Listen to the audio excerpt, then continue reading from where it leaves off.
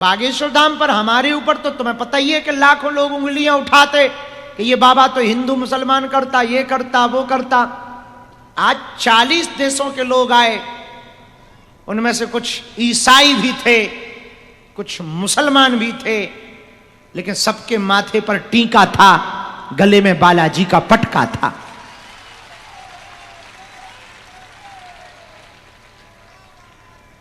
ऐसी बात कह के हम भारत में कोई नया विवाद नहीं खड़ा करना चाह रहे, पर दुनिया में ऐसा भी एक मजहब है जिनके मुख्य स्थान पर कोई दूसरा नहीं जा सकता, और नाम ले भी ले तो बुराई नहीं, काबा। मक्का मदीना में गैर मुसलमान प्रवेश नहीं कर सकता, लेकिन देखा तुमने सनातन कितना अद्भुत है, ये सबको गले लगाना जानता है। पर कोई प्यार से आए, कोई सीताराम गाए तो, नहीं तो ठटरी बराए।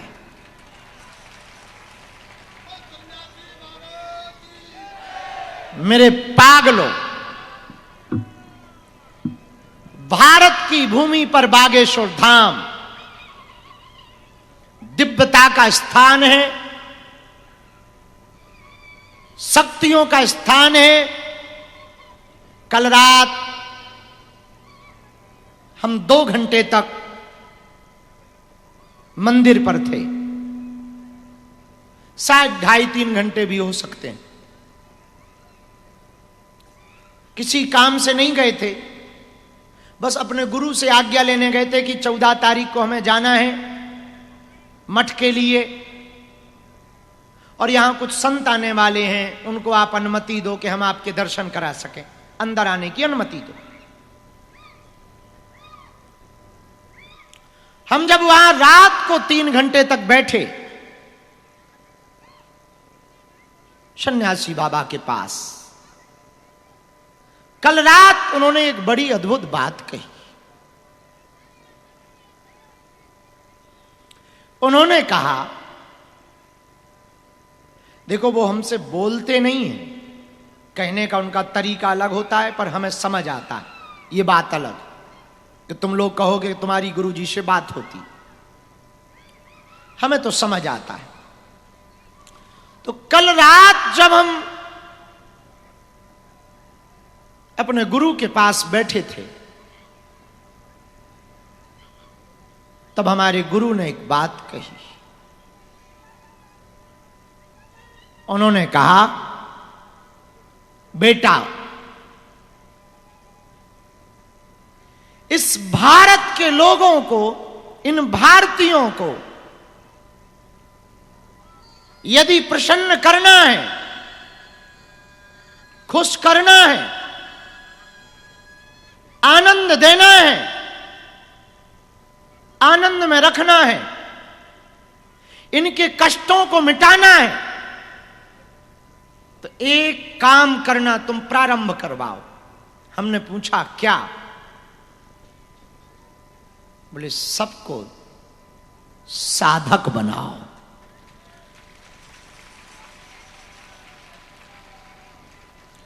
सब साधक हो जाएंगे तो अपनी विपत्तियों का निपटारा तुम खुद करने लगोगे, तुम्हें किसी गुरु की जरूरत नहीं पड़ेगी। और गुरु तो वैसे भी तुम्हारे बालाजी और सन्यासी बाबा हैं ही है,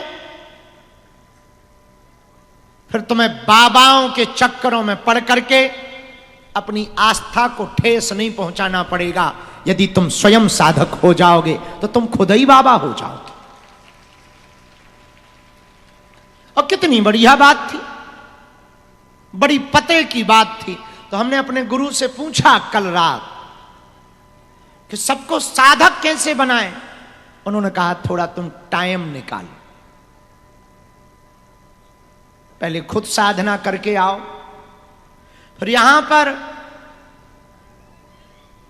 11-11 दिन का साधना का सत्र चलाओ। यहां 11 दिन लोग रुकें, साधना करें, उस साधना को सीखें और फिर उसे घर पर रेगुलर करें और साल भर में उनको 11 दिन के लिए बुलाओ, वो साधना सीख कर जाएं, वो प्रसन्नता पाकर जाएं। और वो जब घर पर करेंगे तो यहां से जब साधक बनकर जाएंगे तो घर पर भी साधक रहेंगे, अब वो पक्के साधक हो जाएंगे। और ये बात तो बड़ी तार्किक है। भारत को हम लोग विश्व गुरु बनाने की बात करते, हां या ना? क्या कहते हैं? भारत विश्व गुरु हो। क्या हो? विश्व गुरु। पर भारत विश्व गुरु कब बन सकता? जब ज्यादा यहां गुरु हो। वर्तमान में है क्या? ज्यादा चेले हैं। जब आप अपने आप में ही साधक हो जाओगे, साधनाओं को साधने लगोगे, दिव्य शक्तियों को महसूस करने लगोगे, सन्यासी बाबा को अनुभव कर पाओगे, तब मेरे पागलों, तुम्हें मंगलवार को भराने की जरूरत ना पड़ेगी। तुम जिस दिन आओगे वो दिन मंगल ही होगा।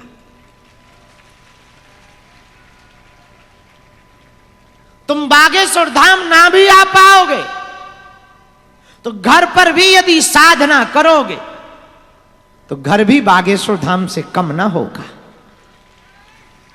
फिर जब तुम्हें लगे कि बैटरी डिस्चार्ज हो गई, थोड़ा एनर्जी कम हो गई, थोड़ी ऊर्जा कम हो गई, हल्की हल्की कमजोरी फील कर रहे, तो फिर चले आना।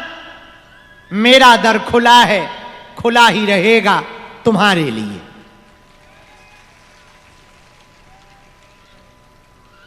आज हम फिर तुमसे कहेंगे, भारत में विपत्तियां तो बढ़ ही रही। भारत में अभी कुछ दिनों बाद मुसीबतें बहुत आने वाली। पर भारत यदि चाहे आज सनातन के बल पर पूरी दुनिया को समाधान दे सकता है। भारत के पास शस्त्र भी है, भारत के पास शास्त्र भी है, भारत के पास वेद भी है, भारत के पास विद्या भी है, भारत के पास शक्ति भी है, भारतीयों के पास भक्ति भी है। भारत तो नित नई ऊंचाइयां छू ही रहा, लेकिन बदलती हुई मौसम, बदलती हुई परिस्थिति भारत में एक बात विचित्र कर रही। तरह तरह की तबाहियां, तरह तरह के अड़चन भारत में आ रहे हैं। मेरे पागलों, तुम यदि विश्व में शांति चाहते हो तो पहले अपने देश भारत में शांति लाओ। भारत में शांति चाहते हो तो पहले प्रदेश में शांति लाओ। प्रदेशों में शांति चाहते हो तो पहले जिलों में शांति लाओ।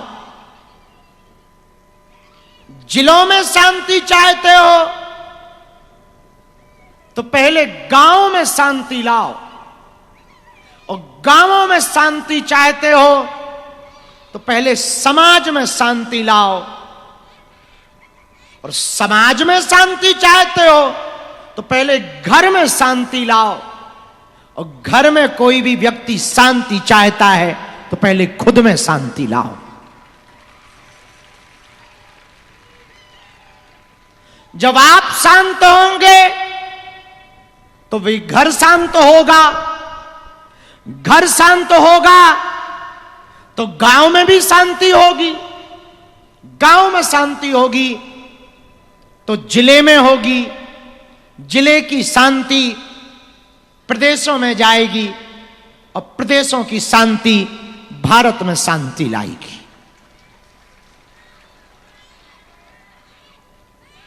आप में से जितने भी लोग यहां बैठे हैं,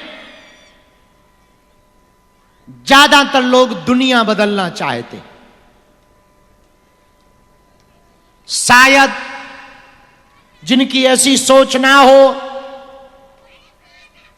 वो बात अलग है कि वो ये सोच ना रखें, पर ज्यादातर पढ़े लिखे लोग ये बात जरूर कहते हैं कि हम कुछ बदलना चाहते, हम कुछ अच्छा करना चाहते, हम सबके लिए कुछ करना चाहते। ऐसा ज्यादातर लोग बोलते। आप यदि दुनिया को बदलना चाहते हो तो सबसे पहले एक काम करो, पहले खुद को ही बदल डालो। दुनिया तो तभी बदलेगी जब आप बदलोगे। आप बदले तो दुनिया बदलेगी, और आप खुद ही ना बदल पाओ। 8 बजे उठने का टाइम टेबल है तुम्हारा, और कई महीनों से 4 बजे उठने की सोच रहे हो, और तुम बदल नहीं पा रहे। तुम दुनिया को क्या खाक बदलोगे, हलवा? हमारे गांव में कहावत है, देवी फिरे विपत की मारी, पंडा कहे कला बता दे। पता लगे जिस डॉक्टर के पास दवा कराने गए वो खुद ऑपरेशन करवा रहा, वो डॉक्टर भला क्या ठीक करेगा जो खुद ही मुसीबत में है। कई बाप ऐसे देखे हैं, खुद ही गुटखा खाते हैं और बेटों को ज्ञान देते हैं गुटखा खाने से कैंसर होता है। तो बच्चे भी कहते हैं कि बाप पिताजी तुम जो खा रहे हो वो अमृत है क्या? तो दुनिया को आप कब बदल सकते? जब आप खुद को बदलेंगे। आप नहीं बदलेंगे तो दुनिया क्या खाक बदलेगी? इसलिए इस प्रांगण में आज 13 मार्च को जितने भी पागल बैठे हैं, हम कहेंगे आज से सदा सदा के लिए तुम बालाजी के हो जाओ।